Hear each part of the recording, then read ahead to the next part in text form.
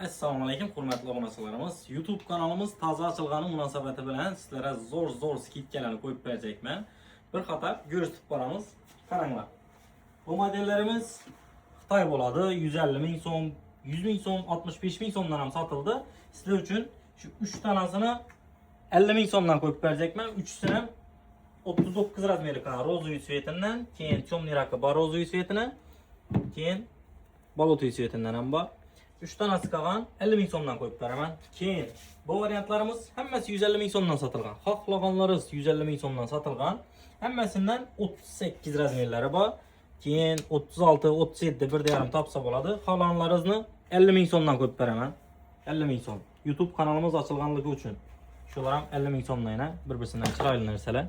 Keyin shilofkalarimiz ham bor. Shilofkalarni ham ko'rsatib o'taman. Bularımızda razmerleri bor. 36 dan 40'a bor menimcha. 38, 38, 39 açarlı bor ekan. 36 dan 39 açarlı bor. Bularımızdan bahasını 50 ming so'mdan qo'yib beraman.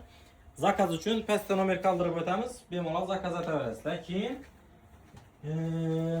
bir-birisidan xo'shroq bo'lgan modellerimiz endi sizlar uchun 135 ming so'mdan YouTube kanalımıza abone bo'ldingiz degani, siz shularni 135 ming so'mdan olasiz degani.